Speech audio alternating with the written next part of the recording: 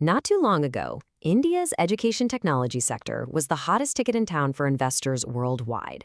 It promised a revolution in learning. But now, well, it's a story of a spectacular and pretty painful collapse. Today, we're going to unpack exactly what went wrong and why it's such a big deal. Right at the center of this whole saga is one company that really became the symbol for the incredible hype and the crushing reality of this boom and bust cycle. So the big question is, how on earth did it all unravel so quickly? To really get what happened to the entire industry, you have to look at its poster child, Byju's. Its journey has been, well, nothing short of a roller coaster, and it perfectly mirrors the sector's dizzying highs and its devastating lows. What's just wild is how fast everything changed.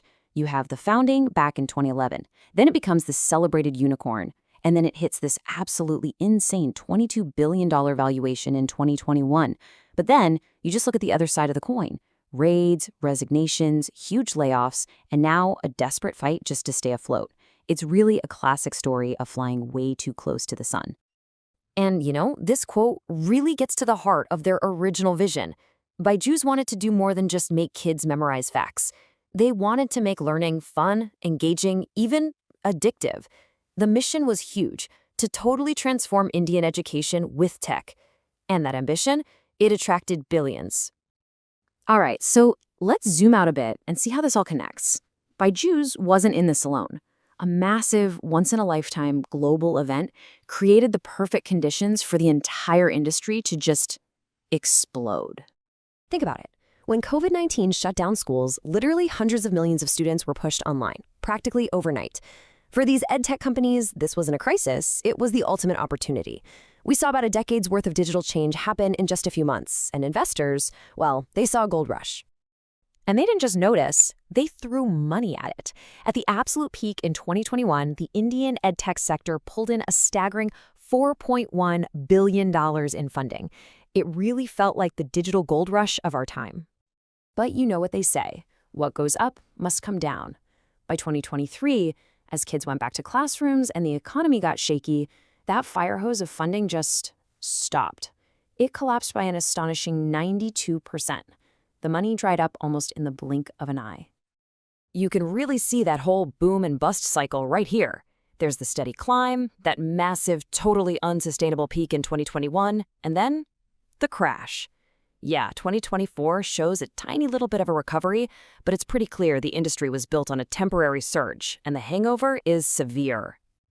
But here's the interesting thing. Not every company was playing the same game. Inside this chaotic market, some very different strategies started to pop up, and we can really see this by comparing two of the industry's biggest names.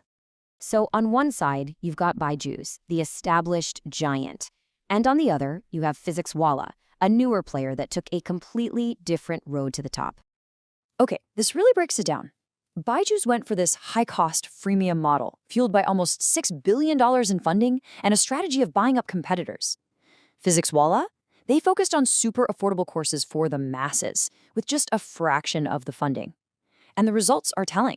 Byju's was posting these enormous losses, while 𝗶𝘲𝘶, even with its own recent challenges, built its whole brand on giving people value for their money.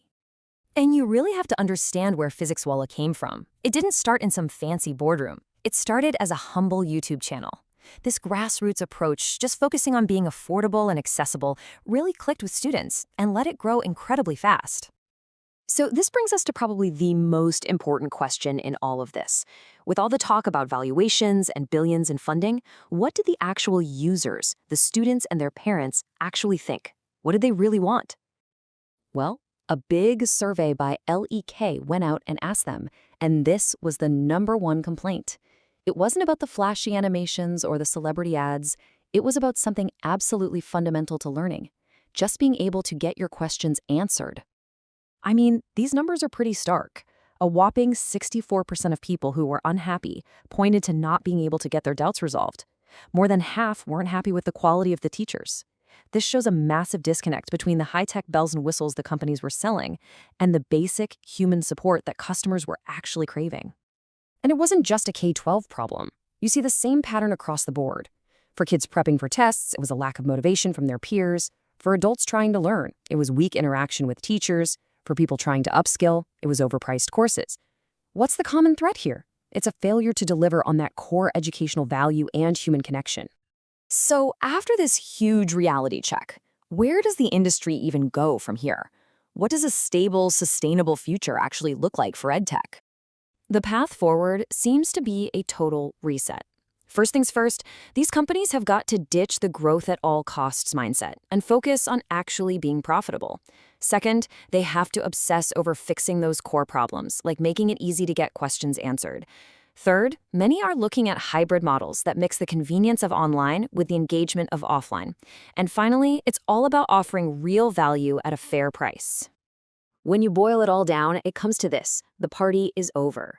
The era of just chasing sky-high valuations is done. It's being replaced by a necessary and, often painful focus on building sustainable businesses that can prove they actually help people learn. And that leaves us with one last really fascinating question. The whole industry basically gambled that technology was the ultimate answer. But as it tries to rebuild itself, it has to face a tough question. Is the future of learning really more about high tech? Or is it about the irreplaceable value of high touch, human connection? What do you think?